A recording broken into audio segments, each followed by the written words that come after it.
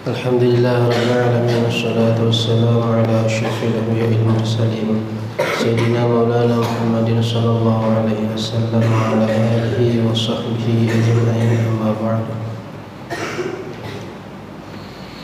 Qala rabbi shrah li sadri wa yassir li amri wahlul 'uqdatam min lisani yafqahu qawli.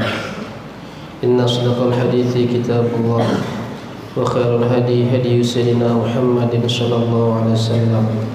وشر الأمور محدثاتها وكل بدعة ضلالة وكل ضلالة في النار. بسم متصل الإمام الفقيه شيخ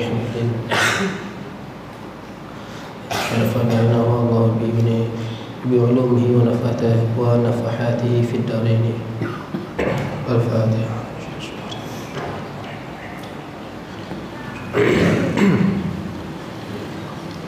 بسم الله الرحمن الرحيم. Hukiya an ba'dihim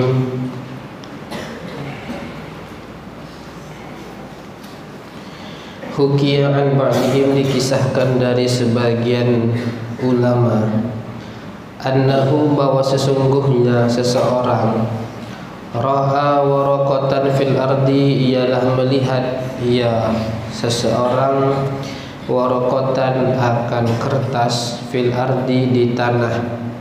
Fa'akhadaha, lalu mengambil orang akannya waraqah.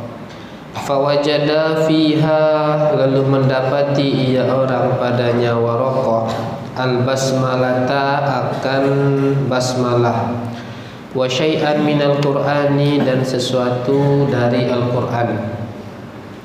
Faqabbalaha, lalu mencium orang akannya waraqah. Wa tayyabaha, dan membuat wangi orang akannya waraqah. Fara'a, lalu bermimpi orang rabbahu, akan Tuhannya subhanahu wa ta'ala. Fitilkal lailati, pada malam itu. Wa huwa, dan bermula ianya Tuhan, yaqulu lahu, ialah berkata Tuhan baginya orang, kama tayyabat tasmi fid dunya la utayyiban nasmaka fid dunya wal akhirati. Kama tayyabat tasmi, sebagaimana membuat wangi engkau akan namaku fid dunya, di dunia. La utayyiban nasmaka, sungguh akan membuat wangi aku akan namamu fid dunya wal akhirah, di dunia dan akhirat. Fasara ba'da dzalika, lalu menjadi orang setelah itu minal awliya'i, termasuk daripada para wali. Ada sebuah kisah yang diceritakan bahwa ada seseorang yang sedang berjalan, lalu di jalan dia menemukan selembar kertas. Di dalam kertas itu tertulis basmalah dan beberapa ayat Quran. Ada ayat Qurannya. Lalu apa yang dilakukan orang tersebut? Orang tersebut mengambil kertas itu, lalu diciumnya dan dibuatnya wangi. Mungkin sekarang dikasih parfum, karena di sana ada nama Allah, ada tulisan basmalah. Lalu ditakziminya, diciumnya kertas itu. Lalu kebetulan mungkin dia bawa parfum, dibuatnya wangi, lalu ditempatkannya di tempat yang baik. Apa yang terjadi? Pada malamnya dia bermimpi, dan dikatakan sama dia, kama tayyabat tasmi fid dunya, karena engkau telah membuat wangi namaku di dunia, la utayyiban nasmaka fid dunya wal akhirah, maka namamu akan dibuat wangi di dunia dan akhirat. Setelah malam itu, paginya, dia menjadi wali. Walinya Allah, bukan wali kelas, bukan wali santri, bukan wali apa. Jadi jangan menyepelekan hal yang kecil. Yang membuat dia menjadi wali itu bukan karena menciumnya, bukan hanya karena membuat kertas itu wangi, tapi karena dia berniat mentakzimi nama Allah. Dari sini kita dapat fahami bahwa yang dihukumi itu bukan hanya semata-mata perbuatan yang tampak, tapi niatnya apa? Ya, mungkin banyak dari kita mungkin ya nampak Quran atau nampak lembaran Quran diambil letak di atas, ambil letak di atas. Pertanyaannya, kenapa melakukan itu? Apakah benar kita mengambil Quran yang di bawah, kita mengambil kertas dari Al-Quran yang ada di lantai, kita letak di atas, tujuannya ingin mentakzimi Allah, tujuannya ingin mentakzimi kalam Allah? Ini ada kalam Allah nih di kertas ini. Allah itu Tuhan saya cinta sama Allah, maka kalamnya pun saya cinta, maka saya letak di atas. Begitulah kita. Kan seringnya enggak kan? Hanya formalitas saja. Apa kertas ambil letak atas. Apa kertas, kadang jangankan lagi diletak, tergerak hati pun enggak. Nampak, biar ajalah. Biar ajalah. Jangan ya. Karena ada ta'zim, cinta sama Allah, maka seseorang bisa diangkat menjadi wali. Makanya jadi wali itu sebenarnya tidak susah-susah amat lah ya, mudah. Yang sulit itu jadi ulama. 10 tahun kalian mondok belum tentu kalian jadi ulama, tapi sebulan kalian bisa menjadi wali. Ini sehari malah ya. Coba kalian ke asrama, nampak kitab, nampak Quran, kalian ambil, nampak kitab misalnya kan, kalian ambil, kalian cium, ada parfum, semprot, tidak ada parfum, crispy pun tidak apa-apa, letak di atas. Mimpi apa dulu tadi?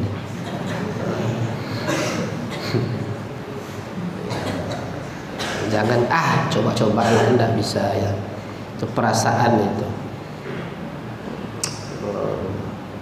Pertanyaannya, pernah nggak Nabi seperti itu? Enggak kan? Jadi standarnya itu bukan perbuatan yang tidak pernah dilakukan Nabi itu salah, tidak. Tapi ketika perbuatan itu meskipun dia tidak pernah dilakukan Nabi, tapi perbuatan itu tidak melanggar syariat dan masih ada dalil yang membolehkan, dalil umum yang membolehkan, maka boleh. Pernah nggak Nabi membaca sholawat syifa atau sholat tib? Allahumma sholli ala sayyidina Muhammad tibbil qulubi wa dawaiha wa adzabu syafi'ah. Pernah nggak? Enggak. Ulama yang menciptakan redaksi itu. Pertanyaannya, ada nggak larangan dari Nabi untuk membuat sholawat? Kalian tidak boleh buat selawat yang aneh-aneh. Yang kalian boleh adalah sholawat Ibrahimiyah. Allahumma sholli ala sayyidina Muhammad wa ala ali sayyidina Muhammad. Oh, enggak boleh pakai sayyidina. Allahumma sholli ala Muhammad wa ala ali Muhammad kama shallaita ala. Itu saja yang boleh. Ada hadis dari itu? Tidak ada. Yang kedua, ada enggak perintah secara umum yang menyuruh kita untuk baca sholawat? Ada. Apa perintahnya? Inna Allaha malaikatahu ya ayyuhallazina amanu shallu alaihi. Sholawatlah kalian kepada Allah, kepada Rasulullah. Versi apapun terserah, tak ada yang melarang. Buat sholawat versi sendiri, Allahumma sholli ala sayyidina Muhammad. Susah ya. Ada kumpulan itu, kumpulan buku kumpulan sholawat para ulama. Baca itu. Kenapa kalian selawat sama Nabi? Ya kita cinta Nabi. Kalaulah tidak boleh buat versi selawat versi sendiri, tidak bolehlah kita pakai bahasa Indonesia. Ya Allah. Selawat itu apa artinya? As-sholatu lughatan doa. Doa tujuannya kan. Berarti pernah nggak Nabi kira-kira berdoa pakai bahasa Indonesia? Tidak pernah dong, masa ya? Nabi doa ke bahasa Indonesia? Tidak pernah. Kok dari mana kalian tahu? Pernah kalian dengar? Lalu pertanyaannya, apa hukum doa ke bahasa Indonesia? Seharusnya nggak boleh. Kalau ikut logika, seluruh yang tak pernah dilakukan Nabi itu salah. Ya, berarti kita doa, ya Allah semoga saya lulus ujian bid'ah dolalah finnar, selesai. Marilah kita panjatkan puja dan puji syukur kepada Allah Subhanahu wa taala. Bid'ah dolalah neraka, selesai. Apakah seperti itu agama? Kita berdoa itu melakukan maksiat? Enggak. Belajar usul fikih lah. Sama abang-abang yang mana nih?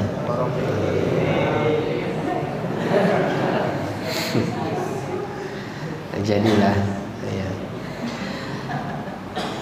Wali rasulillahi wali rasulihi, dan bagi rasulnya Allah Sayyidina Muhammadin, yaitu penduduk kita Nabi Muhammad sallallahu alaihi wasallam, bimakna al-imani bihi, dengan makna beriman dengan Nabi, wa tasdiqihi, dan membenarkan Nabi, fi jami'i ma jaa bihi, pada seluruh sesuatu jaa yang datang ia Nabi, bihi dengannya sesuatu, waltizami ta'atihi, dan iltizam itu melazimi apa tuh? Tekun ya, senantiasa dan selalu terus menerus mentaati Nabi, fi amrihi, pada perintahnya Nabi, wa nahyihi, dan larangannya Nabi, wa ihya'i sunnatihi, dan menghidupkan sunnahnya Nabi, wa takhalluqi bi akhlaqi, dan berakhlak dengan akhlaknya Nabi, wa ta'addubi bi adabihi, dan beradab dengan adabnya Nabi, wa mahabbati ali baitihi, dan mencintai keluarganya Nabi, wa ashabihi, dan sahabat-sahabatnya Nabi. Yang kurang sekarang itu adalah orang berakhlak seperti akhlaknya Nabi. Mungkin banyak orang yang mengklaim dia menghidupkan sunnahnya, ini sunnah, tapi dia lupa untuk berakhlak seperti akhlaknya Nabi. Jangankan kepada umat Islam lagi, Nabi berakhlak dengan orang yang non muslim, dengan Yahudi, Nasrani, akhlaknya sungguh mulia. Loh, kok ada orang Islam hanya beda pendapat langsung dihukumi itu salah, padahal di sana ada khilaf ulama. Contohnya apa?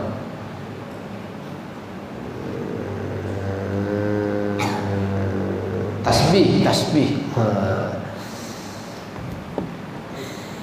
Ada tuh, pernah saya baca ciri-ciri masjid bid'ah. Allah ya Karim, sejak kapan ada masjid bid'ah?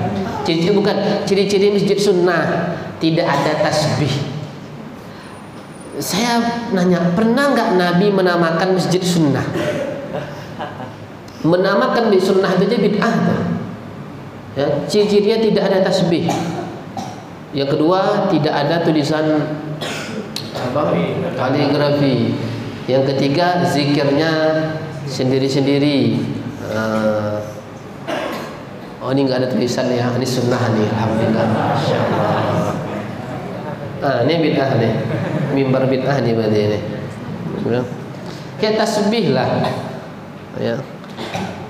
Siapa yang pernah berzikir pakai tasbih? Sahabat Nabi. Siapa itu? Abu Thalib dulu sama Abu Hurairah ya. Oke lah, mungkin nggak pakai kayak sekarang modelnya apa namanya, kayu tapi beliau memintal itu buat bulat itu, zikir itu kan, itu menurut saya. Oh, kata Nabi bagus pakai jari. Iya, memang betul, boleh. Pertanyaannya, boleh nggak pakai tasbih? Nggak ada, dilarang kok. Dilarang pula. Allah, gimana lagi? Pakai ini nggak boleh, tapi pakai apa? Cepet atau apa? Digital itu boleh. Atau pakai HP misalnya, boleh. Emang HP-nya ada sama Nabi? Kalau komitmen lah dengan kullu bid'ah itu seluruhnya. Ya. Kunut khilaf ulama, ya.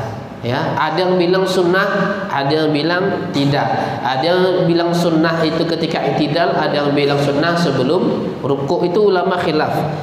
Beda pendapat boleh, tetapi jangan Saya mengatakan tidak sunnah, maka yang melakukan kunut itu salah, dolalah. Lah, siapa yang berpendapat kunut itu sunnah? Imam Syafi'i. Seberapa kecilnya kealiman kalian dibandingkan Imam Syafi'i? Ya, mungkin lebih berharga mungkin tai kukunya Imam Syafi'i daripada kalian lagi. Imam kadang ada tuh sahabat kita, ya dia sahabat kita, sahabat seiman ya. Nggak boleh kalian jangan ikuti metode mereka, jangan kalian menyalahkan mereka, itu berarti masuk ke perangkap itu. Enggak, kita berdoa semoga mereka kembali ke jalan yang benar. Tadi ngomong apa nih? Mereka mengatakan mereka pro dengan Imam Syafi'i ya. Imam Syafi'i masya Allah, beliau hebat ini. Tapi bilang kunut itu bid'ah. Kan tidak sejalan itu. Nama pondok pesantren setit itu kan. Tapi nggak mau bid'ah. Ya, takut disebar nanti saya nanti dipotong video saya nanti. Ya. Nama pondoknya imam itu, tapi anti kunut. Kan penipuan namanya itu ya. Kenapa masuk pondok itu? Ya Ustaz, nama ulama. Namanya ulama, pondoknya. Ya. Jadi jelek jadinya. Jadi sejak ketika ada nama pondok atau nama masjid, nama sahabat, langsung khawatir, ini masjid apa nih? Ini pondok apa nih? Kan jadi jelek kesannya. Enggak semuanya ya, ada tuh di Jawa, di Jakarta apa ya? Asy-Syafi'i di Jakarta. Itu bagus itu. Itu memang Syafi'i beneran. Ya, Syafi'i beneran. Ada yang Syafi'i cecak, ada yang Syafi'i beneran. Kalau kalian nih Syafi'i coba-coba, Syafi'i katanya, ya. Imam Syafi'i dahsyat ya. Ndak usah kalian mempertanyakan kealiman beliau itu, ndak usah lah. Ya. Cukuplah murid-muridnya baca kitab muridnya nggak sanggup. Ya. Saya nggak mau ke Imam Syafi'i, boleh. Pertanyaannya sudah mampukah kalian langsung beristinbat kepada Quran hadis? Mabadi awaliyah aja nggak selesai, matan jurumiyah aja masih banyak yang bingung. Hadis hanya hafal 1-2 aja sok-sok pula. Innamal a'malu binniyat 1, kullu bid'ah dolalah 1. Udah jalan dadanya duluan. Sunnah bagus ya. Saya sendiri kagum sama mereka itu. Secara zahirnya nggak bisa, mungkin jarang apalagi yang putrinya. Sayangnya hanya itu saja. Iri saya nengok, masya Allah. Pengen saya punya jenggot seperti Habib ya, seperti Habib. Kadang ada yang salah tuh, ada jenggotnya sampai ke pusat. Itu nggak sunnah Nabi itu. Nabi itu sunnahnya segini jenggotnya, rapi. Tengok Habib Ali Al-Jufri, ganteng, cocok. Kalian takutnya ada cocok pakai jenggotnya. Buka badui, jenggot apa dah cocok. Ya. Ini jenggotnya. Ini kadang jenggotnya tebal. Ini jenggotnya siapa yang ditiru? Ya, kesunahan itu bukan nggak tahu kalau ada kalian belajar Syama'il, udah sampai ke sana. Syama'il Muhammadiyah, udah sampai tentang mana fisiknya Nabi itu. Jenggotnya segini cuma, apa namanya nih? Bukan segenggam ya, panjangnya itu segini. Nah, kalau ada yang melebih dipotong. Jadi maaf, saya tidak menyebut seseorang atau gimana ya, tapi ada orang yang jenggotnya kepanjangan. Bahkan itu orang Yahudi biasanya terlalu panjang itu. Tengok orang Yahudi, panjang jenggotnya. Tuh di sini nggak ada ya, nggak ada jenggot, sini amrot semua sini. Ya. Amrot itu lelaki tanpa jenggot, lelaki cantik. Ya. Laki-laki harus punya jenggot. Ya.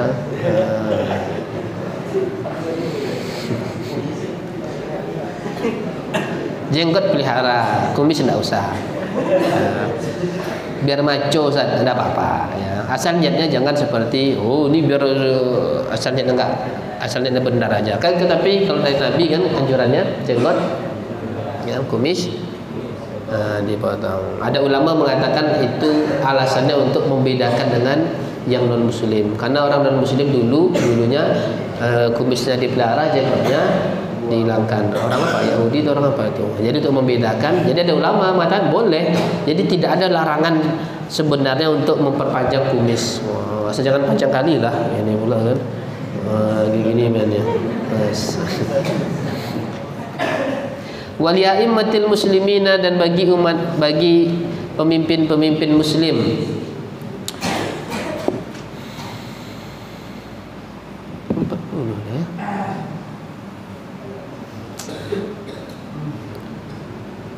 Sini aja lah ya. Waliaimatil muslimina wallahu a'lam bissawab. Subhanakallahumma bihamdika asyhadu an la ilaha illa anta astaghfiruka wa atubu ilaik.